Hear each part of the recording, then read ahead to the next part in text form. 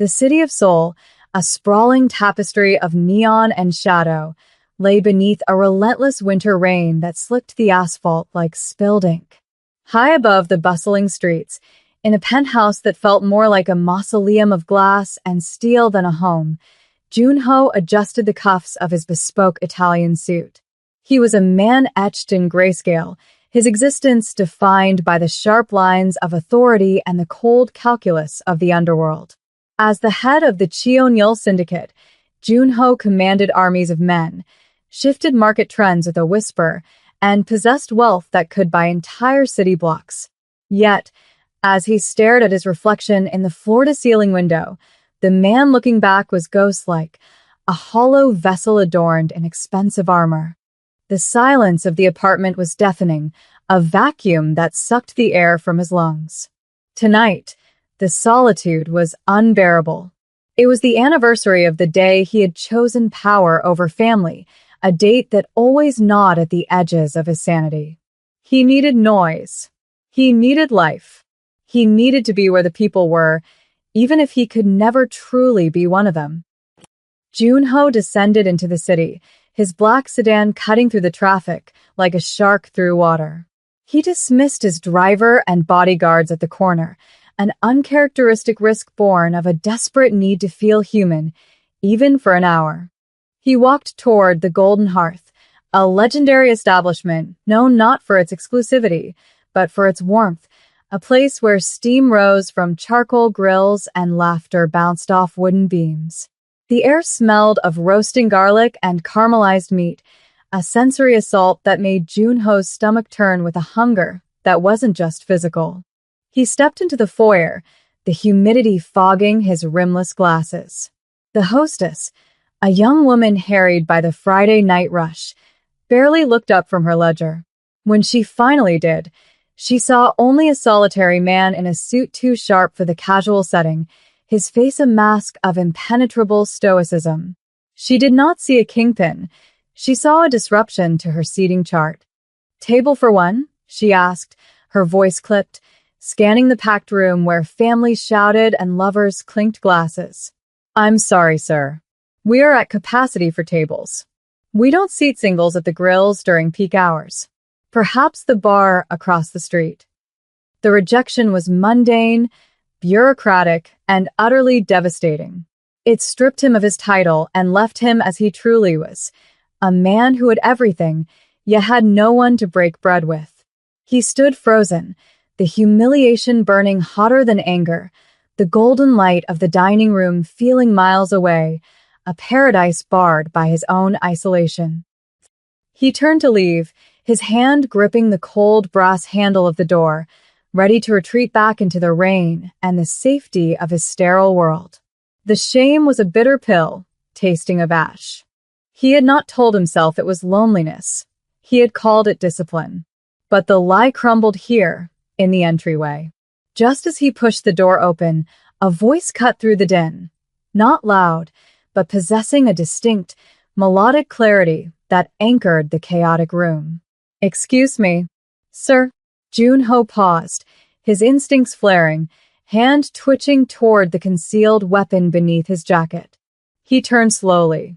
It was not a threat. It was a woman seated at a cramped table near the window. She was African, her skin glowing with a radiance that defied the dreary weather outside, her hair braided intricately against her scalp. She waved a hand, not with the manic energy of a fan or the seduction of a courtesan, but with the casual familiarity of a neighbor. This was Amara. At 28, she carried herself with a grace that suggested she had walked through fires and come out carrying water for others. She wore a simple, slightly worn yellow sweater that seemed to hold all the light in the room. Beside her sat a young girl, no older than 6, with wide, observing eyes that seemed to dissect Junho's soul in a single glance. Amara gestured to the empty chair opposite her, a chair piled with a coat and a child's backpack. "There's no need to go back out in that," Amara called out, ignoring the confused look of the hostess. "We have space." The grill is hot enough for 3-inch. The absurdity of the offer struck Junho silent. In his world, no one offered anything without a contract, a debt, or a threat. Kindness was a currency he had stopped trading in decades ago. He looked at the hostess, who shrugged, relieved to not have to deal with the awkward standing man. He looked back at Amara. Her smile was not a polite grimace. It was an open door. For the first time in 20 years, Junho did not calculate the risk. He simply let go of the door handle and walked toward the warmth. Sliding into the booth felt like crossing a border into a foreign country. The table was small, forcing a physical proximity that made Junho's pulse hammer against his ribs. The heat from the charcoal grill in the center of the table flushed his cheeks, or perhaps it was the unfamiliar sensation of being seen. Amara moved the clutter with efficient, unapologetic movements. "I'm Amara," she said, her voice rich and rhythmic, carrying the lilt of her heritage mixed with the clipped efficiency of soul life. "And this is Simi, the little girl." Simi did not smile immediately. She studied Junho with the terrifying intensity of a child who knows the world is not always safe. She held a plastic fork like a scepter. Junho stiffened, his hands resting on his knees under the table, hidden.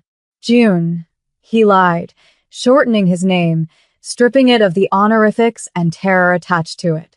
"I am June." "Well, June, you look like you were about to fight the rain, and the rain always wins." Amara laughed, a sound that seemed to vibrate in the wooden table. She didn't ask why he was alone. She didn't ask about the suit that cost more than her car. She simply used a pair of tongs to flip a strip of galbi on the grill, the meat sizzling violently. "You eat meat? Or are you a vegetarian who wandered into the wrong place?" The playfulness disarmed him. He found himself nodding, mute. She placed a piece of cooked beef onto a small plate and pushed it toward him. It was a gesture of such primal, maternal care that Junho felt a lump form in his throat. He picked up his chopsticks, the metal feeling heavy. He took a bite.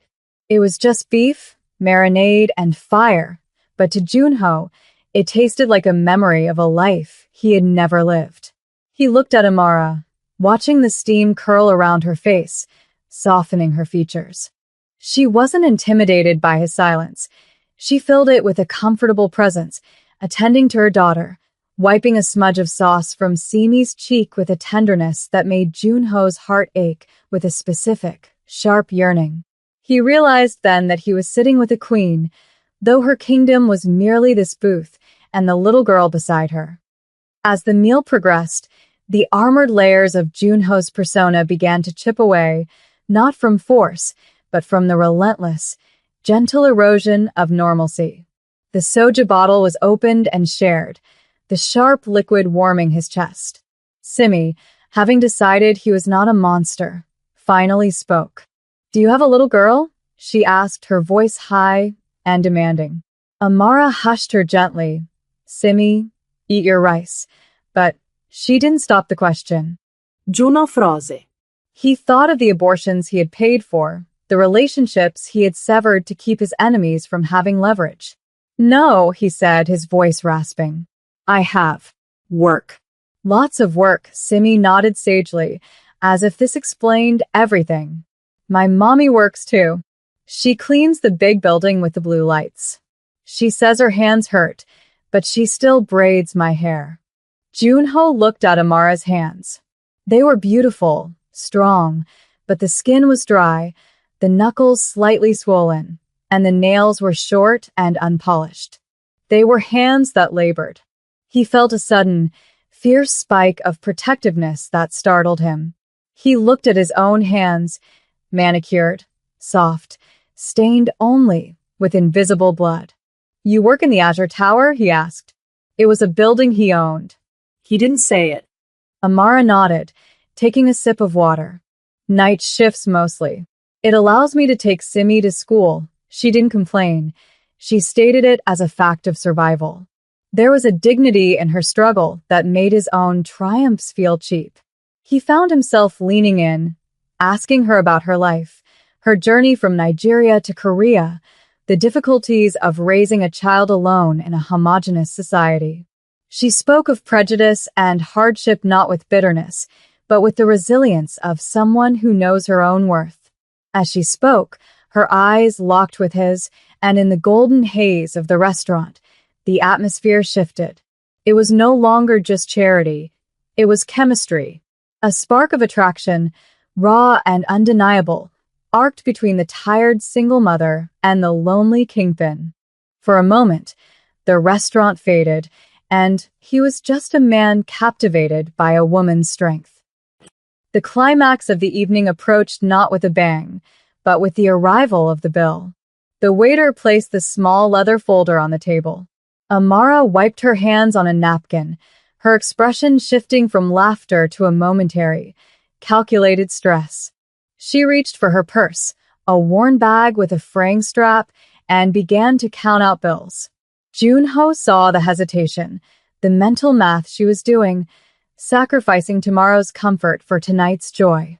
The sight of her counting one, the crumpled currency of the working class, triggered a violent reflex in him. This was a problem he could solve. This was the one language he spoke fluently. He didn't just want to pay the bill.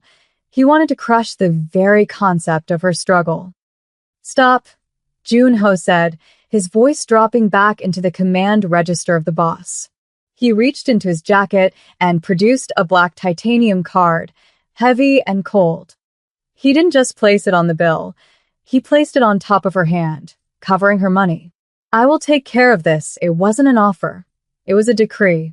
Amara looked at the card, then up at his face. The warmth in her eyes cooled slightly. She saw the shift in him, the return of the mask.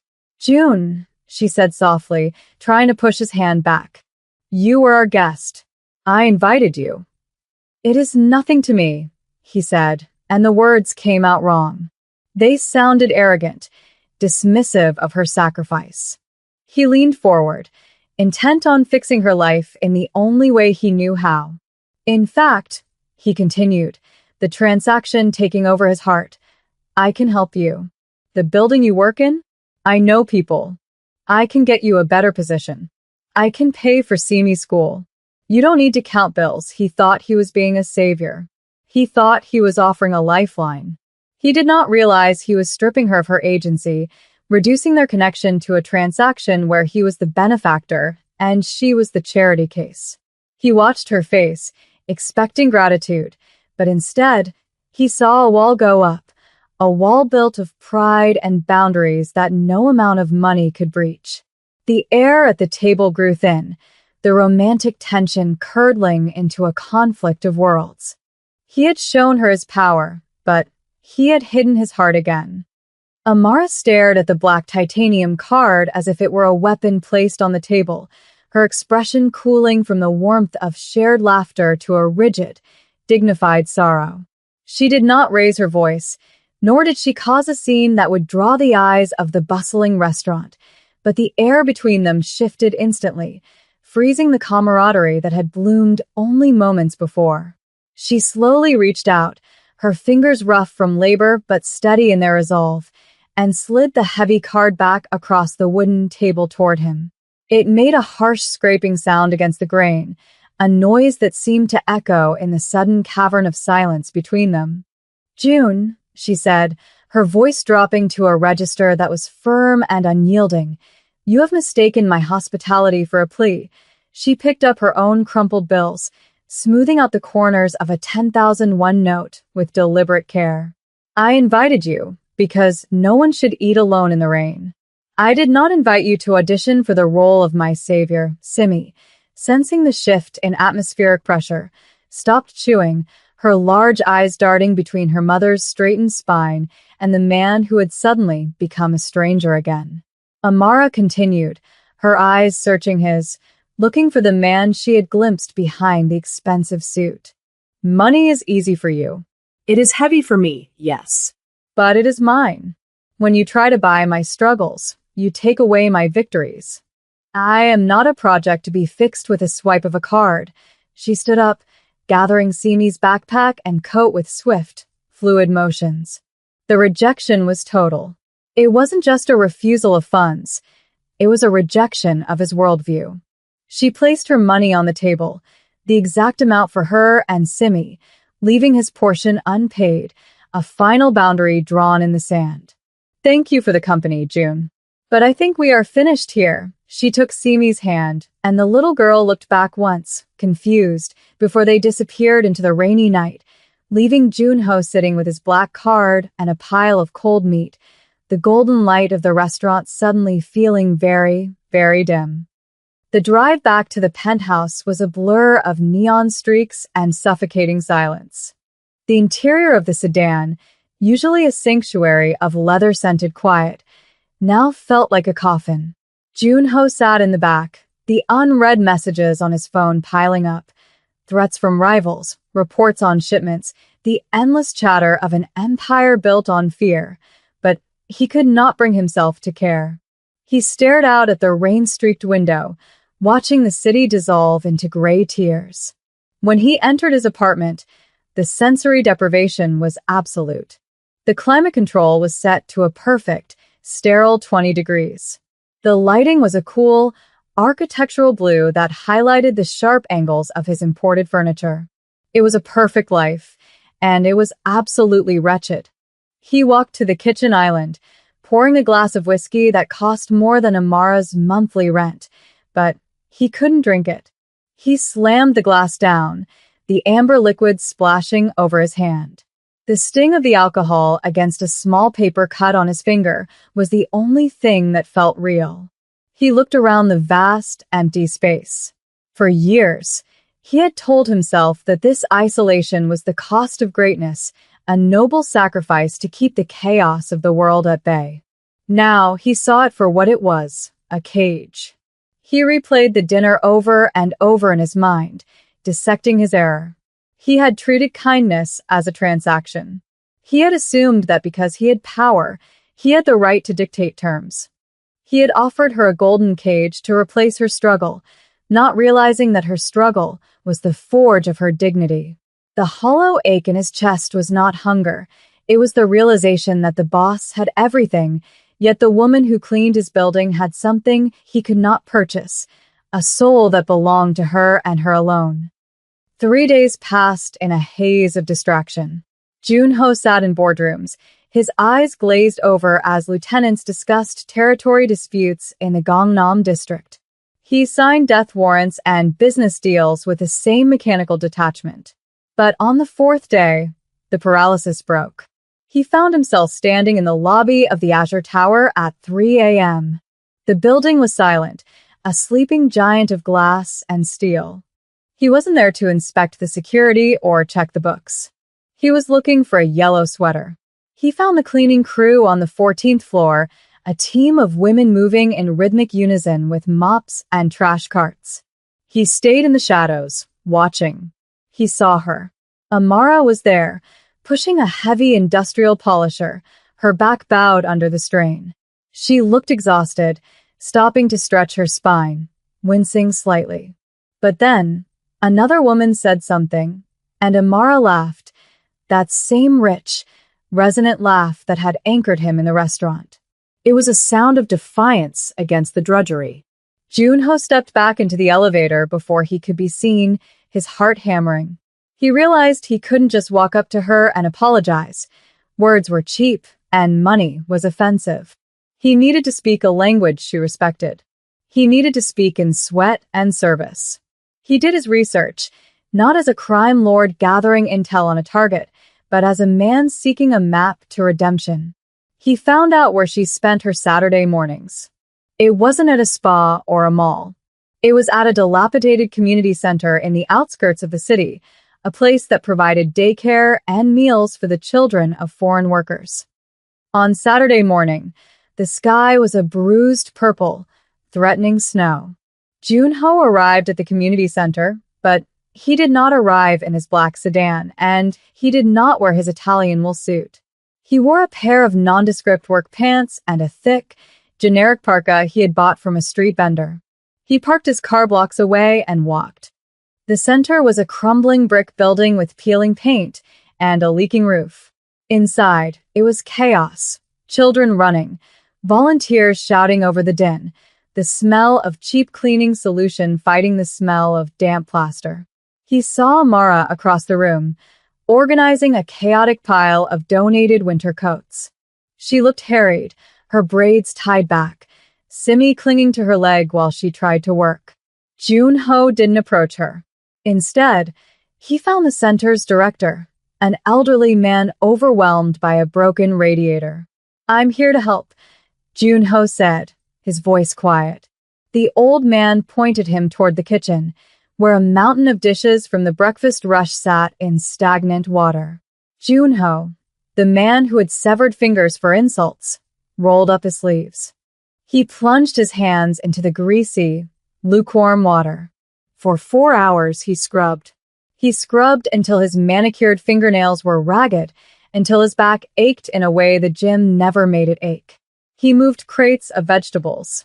He fixed the hinge on the back door that wouldn't close. He worked with a silent, ferocious intensity, sweating through his cheap clothes, his ego dissolving with every menial task. He was not the boss here. He was just a pair of hands. It was past noon when the noise in the main hall quieted down for nap time. Jun-ho was on his knees, tightening a loose bolt on one of the small, battered tables in the reading corner. He was covered in dust, a smudge of grease across his forehead, his hair unkempt. He felt a presence behind him and turned.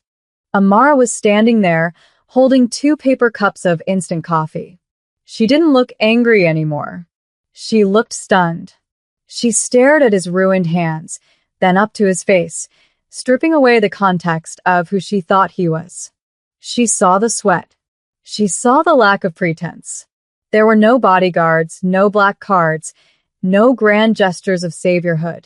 Just a man fixing a table so a child wouldn't get hurt. "You missed a spot," she whispered, a small, tentative smile touching her lips. It was a callback to their first meeting, a bridge being rebuilt. Jun-ho stood up slowly, wiping his hands on his pants, feeling a vulnerability he hadn't felt in decades. "The wrench was slippery," he replied, his voice hoarse. Amara stepped closer, the barrier of wealth and pride that had separated them dissolving in the dusty air of the center. She handed him the coffee. Their fingers brushed, the warmth of the cup transferring between them, a tactile connection that felt more electric than any business deal. "Why?" she asked simply. "Because," Jun-ho said, looking her in the eye, "you were right.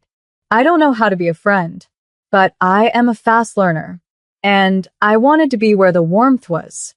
Weeks later, the winter began to recede, yielding to the fragile green of early spring. The golden hearth was busy again, the steam rising from the grills like incense offerings to the gods of hospitality. This time, there was no rain, and there was no waiting. Jun-ho sat at the same table near the window, but the dynamic had shifted tectonically. He was not wearing a suit. He wore a soft cashmere sweater, sleeves pushed up, revealing a healing cut on his forearm from a renovation project.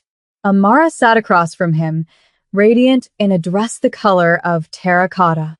Simi was between them, happily dissecting a plate of grilled mushrooms, chattering endlessly about school.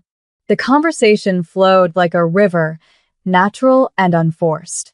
They didn't talk about his empire, which he was slowly, painfully divesting himself of, delegating the darkness to others, so he could step into the light.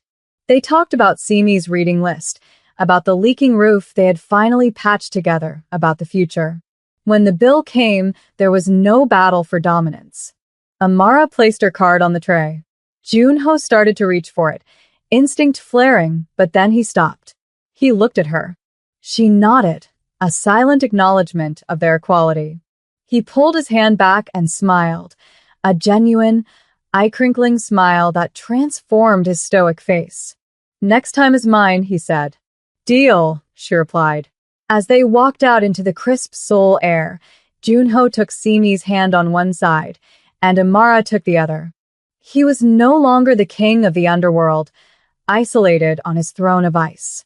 He was just a man walking a little girl to the car, tethered to the earth by love, finally having found the table where he belonged.